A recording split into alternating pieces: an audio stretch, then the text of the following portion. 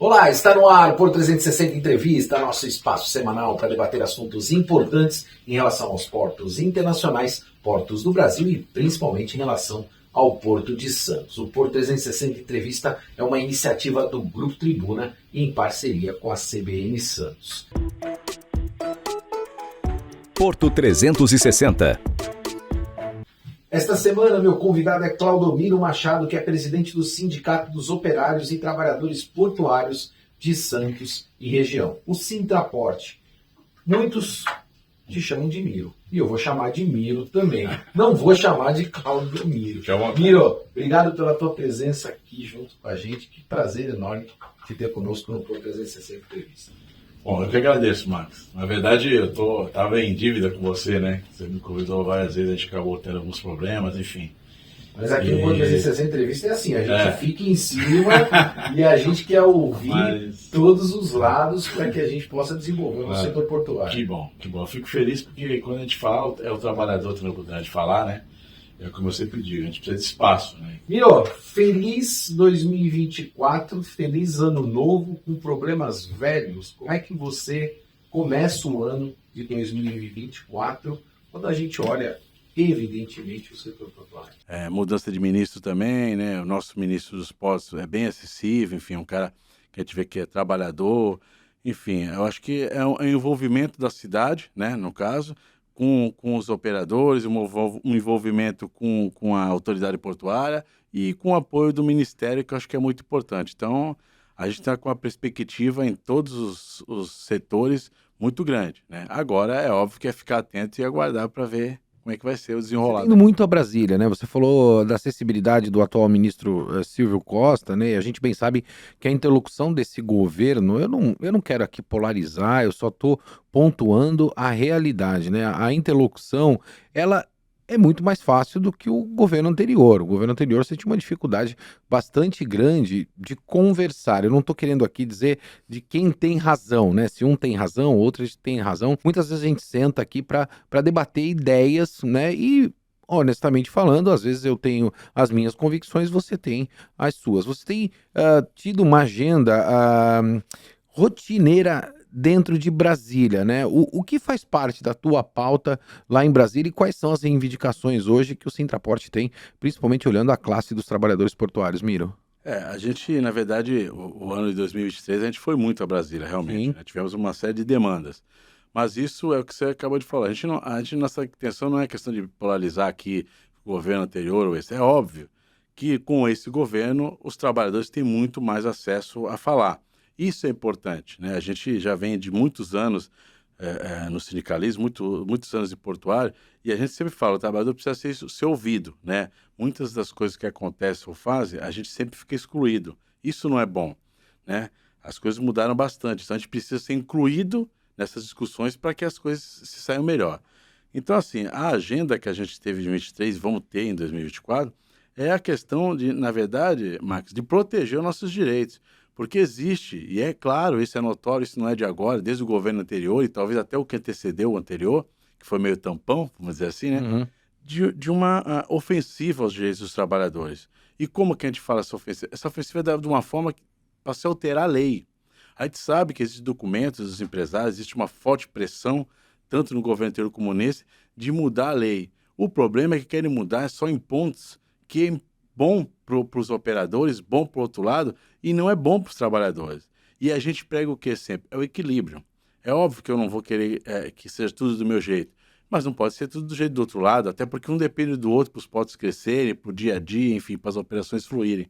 Então, a nossa agenda principal foi ano passado e esse ano na verdade, ir participar do que tem que ser dos eventos, participar da discussão, estar próximo ao governo, cobrar o ministro, cobrar o governo de que nós queremos que mantenham os nossos direitos.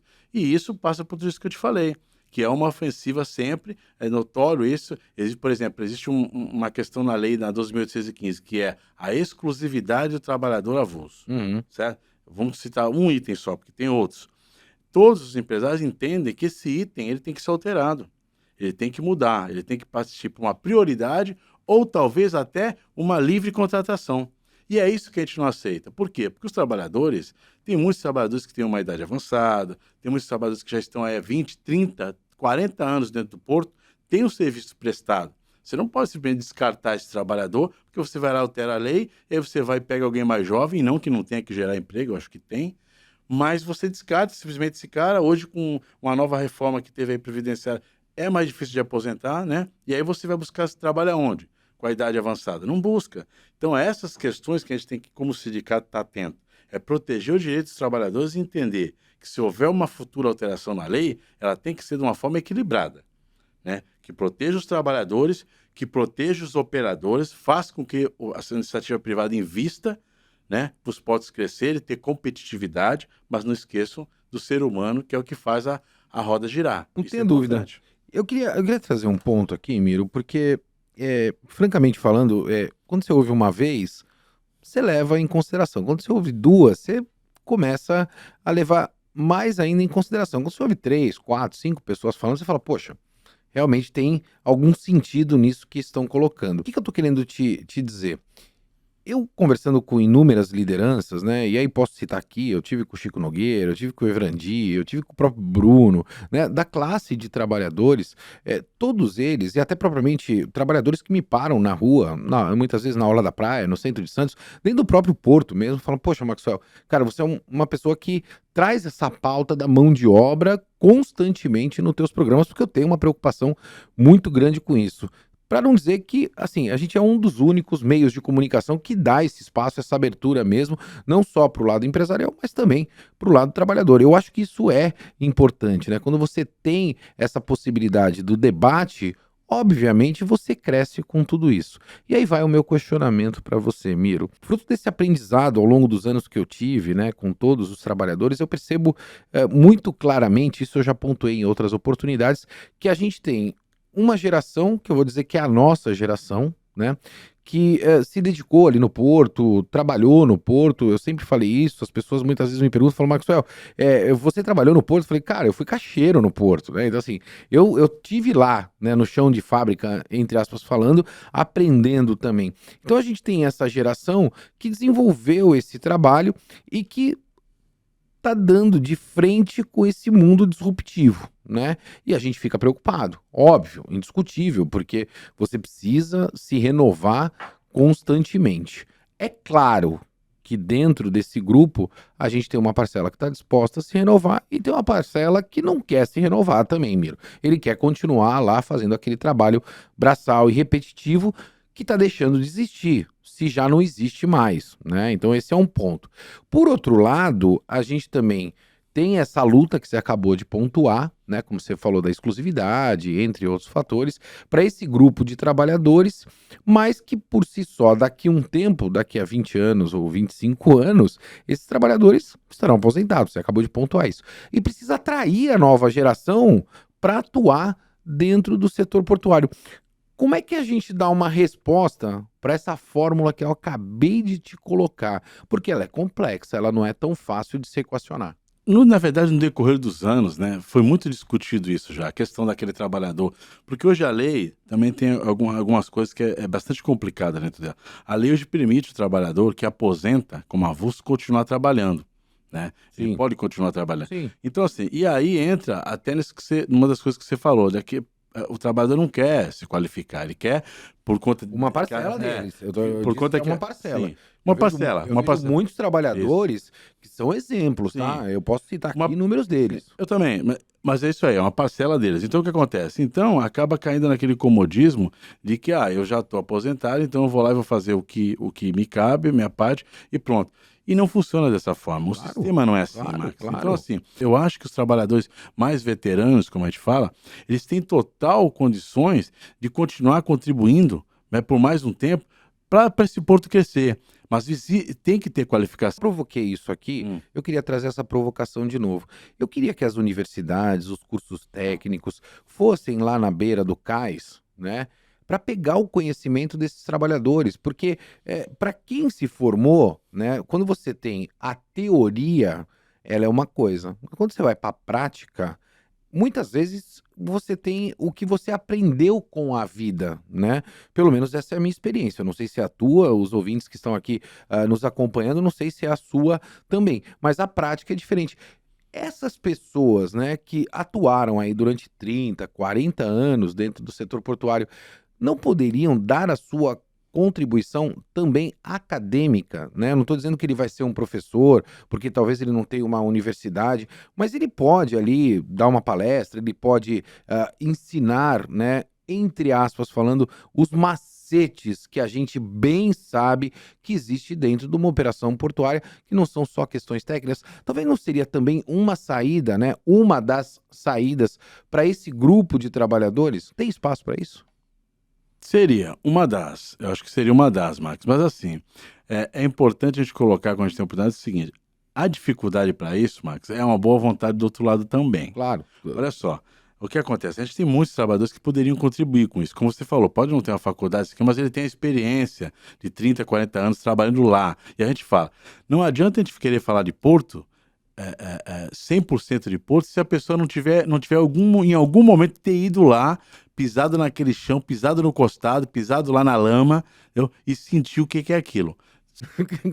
O acesso, a escola não diferente. vai te ensinar aquilo, né? É diferente. Eu já fui lá. É Então, diferente. assim, muitas vezes quando você vai ter o acesso ao porão do navio, você tem os macetes ali, como é que você desce pelaquela escada, os Isso. cuidados, você precisa ter segurança, é um valor, não é uma prioridade. Então, são esses pontos que eu tô tocando que muitas vezes, eu não sei se eu tô errado ou Não, Miro, você não tá errado, mas Max. talvez eu sinto falta Você não disso. tá errado. E assim, todas essas moedas que você vê no porto, descarga de vagão, é o nosso trabalhador que faz. Sim. Então você imagina ele num calor de 40 que vira 50 graus dentro de um vagão, batendo pá, para descer na bica um granel, um açúcar empedrado, enfim.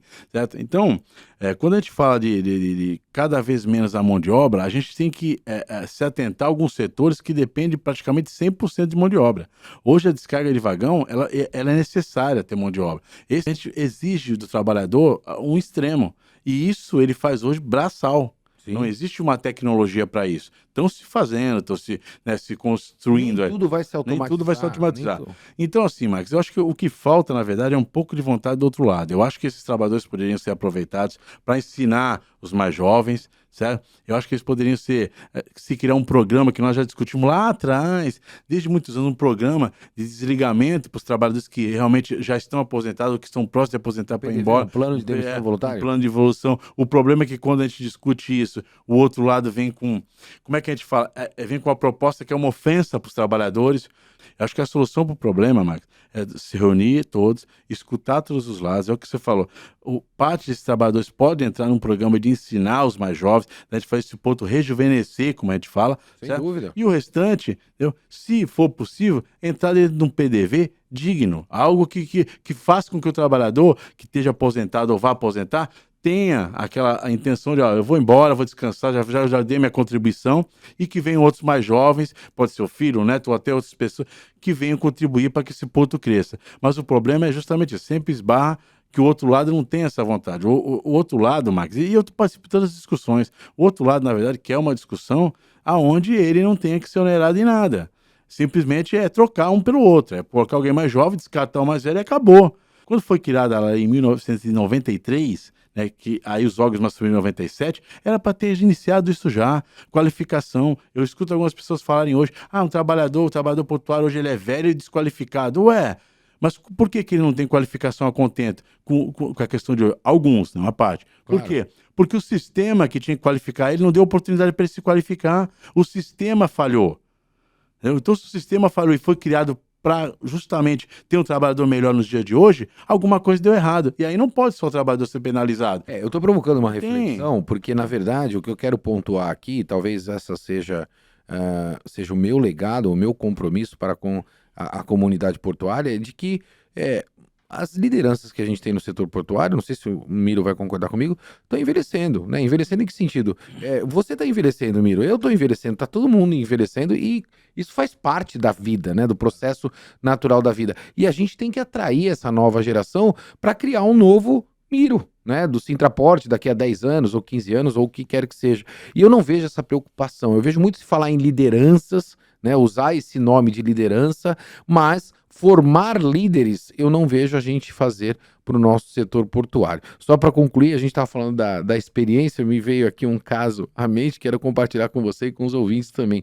Uma vez uma carga de projeto aqui no Porto, aqui na Perimetral, só uns 14 anos atrás, quando eu trabalhava no Porto, eu vi uma carga de projeto, essa carga ela tinha de altura, Miram, uns 4 metros aproximadamente. E você tinha uma esteira ali, né, de um dos terminais de grãos, com aproximadamente ali 3,80 metros, né, de altura. Ou seja, a carga não passava, porque a esteira ela era mais baixa do que a carga. E estavam contratando aí inúmeras pessoas especialistas para colocar uma prancha diferente embaixo para a carga poder diminuir a altura. Chegou um cara, nunca me esqueço disso na minha vida, o cara atravessou a rua e falou assim, gente, esvazia o pneu. Esvaziaram o pneu e a carga passou. Tinham mais de 40 especialistas lá discutindo. É a experiência da vida. É esse ponto que eu quis trazer para gente colocar, né? Então eu aprendi muito com essas pessoas lá na beira do cais. Eu acho que a gente realmente tem que valorizar esse profissional. Pelo menos é a minha percepção, porque essa é a experiência de vida. A gente entrou no Porto, quando eu entrei no Porto, Marcos, eu entrei em 1993. Estou fazendo 30 anos de Porto. Era isso. A gente queria entrar no Porto porque a gente admirava os trabalhos do portuário. Todo mundo tinha um pai, um tio, um vô. Então a gente gostava daquilo. A gente entrou por amor. Sim. Isso a gente não vê mais hoje. É o que você falou. Está se faltando criar um projeto, algo que faça com que as pessoas entendam que Santos, a Baixada Santista depende do Porto. É uma cidade portuária, uma cidade turística, uma cidade bonita. Mas o Porto tem uma influência muito gigantesca. Empregar. Eu tenho certeza que muitos pais que trabalham, pagam faculdade dos filhos, isso e aquilo, não querem que o seu filho saia daqui para ir para São Paulo, para ir para Minas, para ir para o Sul, para ir para fora do país. Eles querem o filho aqui perto deles, perto do seu colo. Então, o Porto é essencial para gerar isso. Eu não tenho dúvida nenhuma. Entendeu? E eu concordo com você, e assim, espaços como esse, né, como o Porto 360 Entrevista com personagens como você, dentre outros que a gente traz, faz com que a sociedade, né, entenda cada vez mais do Porto e se apaixone, assim como a gente se apaixonou um dia também. Miro, a gente reclamou muito do modal ferroviário, a gente sabe que a FIPS está chegando por aí. Como é que ficou os postos de trabalho, né? Uma vez que a FIPS será implementada, né? Que é a malha ferroviária, a pera ferroviária aqui do lado da margem direita, algo muito reivindicado por tantos há muito tempo, né? A gente tem essa falha operacional, o trem ele entra, né, com a sua composição e ele não consegue dar a volta no porto, então ele tem que fazer inúmeras manobras e a gente sofre com essas manobras de trens aqui. Com a implementação da FIPS, acredita-se que isso vai diminuir, né? Vai se mitigar esse problema de interferência que a gente tem, principalmente do modal rodoviário para com o modal ferroviário. Mas como é que ficou os postos de trabalho? Foram mantidos? E uma das nossas bandeiras, quando houve essa questão de haver esse consórcio dessas empresas e tal, era a manutenção do emprego, porque isso é muito importante. Sem dúvida. Então a gente conseguiu, né, negociando lá, com a pessoa da FIPS, quem assumiu lá foi nosso amigo João. João, um excelente executivo, por sinal. Executivo, uma pessoa de muito caráter, enfim. Então, mantido todos os empregos e a gente agora, qual é a nossa perspectiva? É que com esse aumento, né, de produtos, enfim, que a malha ferroviária também vai ter uma manutenção, vai ser feita uma pera, né, para armazenar vagões e tal, é que a gente consiga, inclusive, aumentar os postos de trabalho e os empregos na cidade e na região. Então, a gente está com uma perspectiva muito grande, então a gente não tem dúvida que ele vai dar um up aí na malha ferroviária do Porto de Santos, e é óbvio que a gente, como representantes dos trabalhadores, vamos estar juntos para poder ajudar aí, tanto a questão, né, dessa malha ferroviária, da melhoria de carga, da competitividade e gerar emprego para a cidade, que eu acho que o sindicato também não pode só representar trabalhador, o sindicato tem que ver a parte social, e gerar emprego é uma questão social. Indiscutivelmente. Eu costumo dizer que muita gente usa o mantra da relação do porto com a cidade, né? A relação porto-cidade, relação porto-cidade. E a principal vertical dessa relação do porto com a cidade é o emprego. Se não tiver emprego, Miro, esquece. Pelo menos essa é a minha percepção. Ninguém faz nada de bolso vazio. O cidadão não entende o porto, a relação porto-cidade, se não tiver emprego, né? O resto é perfumaria que vem ao redor. A gente está chegando ao final do nosso programa, mas eu quero te fazer essa pergunta. Você entrou no Porto em 93. Qual é o perfil do trabalhador portuário moderno, Miro? Eu não estou falando para quem está no porto trabalhando, a pessoa que está nos ouvindo, está começando a carreira profissional dela e fala assim, pô, eu quero entrar no porto, o Miro me convenceu, o Maxwell me convenceu, quero fazer parte dessa nova liderança. Qual é o perfil desse trabalhador portuário moderno? Todos que moram na Baixada Santista, ou a grande maioria, quer trabalhar no porto. Seja homem, seja mulher, enfim. Tem algum parente, tem algum amor por essa questão do porto, né? Sem dúvida. Eu acho que, primeiro, é a persistência. A gente, quando entrou em 93, persistimos muito para poder entrar no porto, porque a gente gostava. Era aquilo que a gente já tinha definido que a gente queria ser, trabalhador portuário. Na época que nós entramos, não existia nem EPI, não existia esse material de proteção. Eu cheguei a trabalhar... Eu era caixeiro da Santos Brasil, eu não usava capacete. Eu cheguei a trabalhar de chinela havaianas, camisa no olho, no nariz para não pegar pó, enfim, roupa mesmo que a gente usava, e não tinha sugador, não tinha segurança para aquilo, para isso, não tinha. Tanto que, infelizmente, muitos companheiros, né, morrerem no postado e tal. Hoje é diferente. Hoje existe tudo uma tecnologia, hoje a segurança era primordial, até para as empresas poderem ter ISO disso, ISO daquilo, né, para elas poderem operar até. Então é primordial e se investe muito nessa questão de segurança, né? O que a gente pode dar de conselho para o trabalhador, para as pessoas que querem entrar no porto, é o seguinte: primeiro, se qualifique. Porque hoje a realidade é diferente da época que nós entramos, né? Hoje exige qualificação, seja para trabalhar desde do escritório, no TI, numa máquina, numa empilhadeira, num guindaste, num portane, tem que ter uma qualificação, tem que ser bom no que faz, porque você, além de fazer uma operação de porto, você vai ter que ficar atento a vidas também, né? Então, assim, se qualifique bem, já venha qualificado, né?